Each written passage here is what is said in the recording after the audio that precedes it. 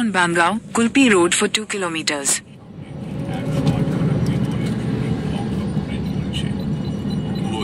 দৃষ্টিতে তাকিয়ে আছেন লোহার বেড়ের ওপর বসানো নতুন জল ভরা মাটির হাঁড়ির দিকে।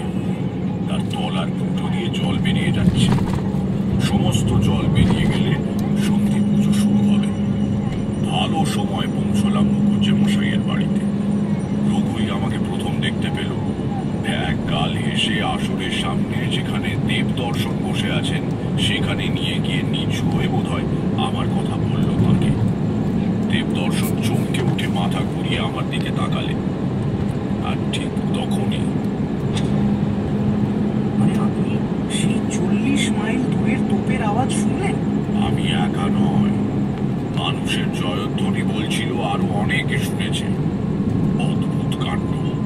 মুখুজ্জে মশাই আমার দিকে ঘুরে তাকালেন আর চোখাচোখি হওয়া মাত্র সেই তোপের আওয়াজ। ওদিকে সন্ধি পুজোর সময় এসে গেল। ঢাক বেজে উঠল। তারপর বলি শুরু হলো। না, পশু বলি হয় না এ বাড়িতে। কামারের হাতে ঝকঝকে খাড়া উঠছে নামছে এঁটেল আর বালি মাটি মিশিয়ে তৈরি বেদির ওপর পরপর বলি হয়ে যাচ্ছে 108টা চাল কুমড়ো, কলা, আখ, সুপুরি। তার মধ্যে সুপুরি বলি ব্যাপারটা দেখার মতো। মাটির বেদিতে রাখা ওইটুকু একটা জিনিসের ওপর কত বড় ভারী খাড়া নির্ভুল ভাবে নেমে আসছে। সুপুরি এতটুকু পিছললে মহা অকল্যাণ। সন্ধি পুজো শেষ। দেবদর্শন প্রণাম সেরে আমার কাছে এসে দাঁড়ালেন। তার চোখে জল।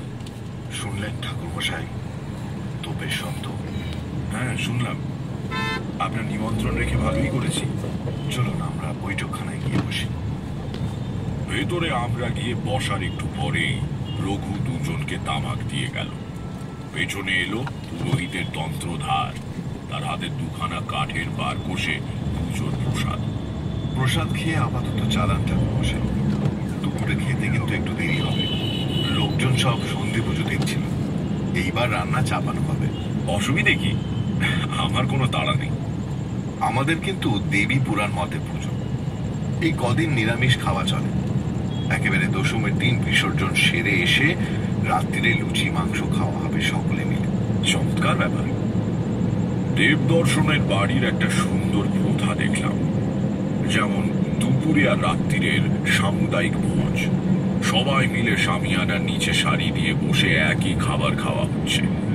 জমিদার বলে দেবদর্শন আলাদা বসেননি বা তাকে আলাদা করে বিশেষ কোনো খাবারও দেওয়া হচ্ছে না।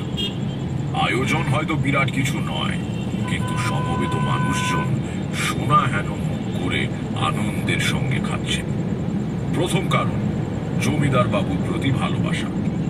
দ্বিতীয় কারণ একসঙ্গে বসে খাওয়ায় আনন্দ। সকলের সঙ্গে আনন্দ করে পুজোর বাকি 2 দিন কেটে গেল। দশমীর দিন দুপুরের পর থেকে বউ আর ঝিয়ের দল ভিড় করে ঠাকুর বরণ করতে শুরু করলো। 2 থাক তক্তা দিয়ে প্রতিমার সামনে উঁচু মঞ্চের মতো করে দেওয়া হয়েছে। তার উপরে দাঁড়িয়ে মেয়েরা ঠাকুরের কপালে সিঁদুর ভরিয়ে দিচ্ছে, মুখে ছুঁয়ে দিচ্ছে সন্দেশ। নিজেদের মধ্যে ওর কপালে সিঁদুর লেপে দিচ্ছে, শাঁখা আর নোয়ায় মাখিয়ে দিচ্ছে। এই লোকাচারের নাম সিঁদুর খেলা। আমাদের সমাজে মেয়েদের সমস্ত উৎসব আনন্দই প্রায় পর্দার আড়ালে পালিত হয়। এই একটা দিন তারা অসংকোচে বেরিয়ে আসে বাইরে। সারা গাঁয়ের লোক মিছিল করে প্রতিমা নিয়ে বেরোলো বিকেলবেলা। নাচতে নাচতে আর দেবীর নামে জয়ধ্বনি দিতে দিতে পুরো। In 300 meters, turn left toward Kolkata Airport Road. ভাসানের জন্য পাশাপাশি 2খানা নৌকা বেঁধে চওড়া বেদির মতো করা হয়েছে। ঠাকুর শুদ্ধ তক্তা রাখা হলো সেই নৌকোর ওপর। সঙ্গে উঠল 10-12 জন বলিষ্ঠ লোক আর 6 জন ঢাকি। ঘাট থেকে Turn left toward Kolkata Airport Road, then turn right onto Kolkata Airport Road. অন্ধকার নেমেছে ঘোর হয়ে। নৌকোর ওপর জ্বলে উঠেছে মশাল। হঠাৎ সবগুলো ঢাক বেজে উঠল দ্রুত তালে। আস্তে আস্তে দুদিকে সরে গেল 2 নৌকো। Turn right onto Kolkata Airport Road. মাথনে দড়ি কেটে দিয়েছে।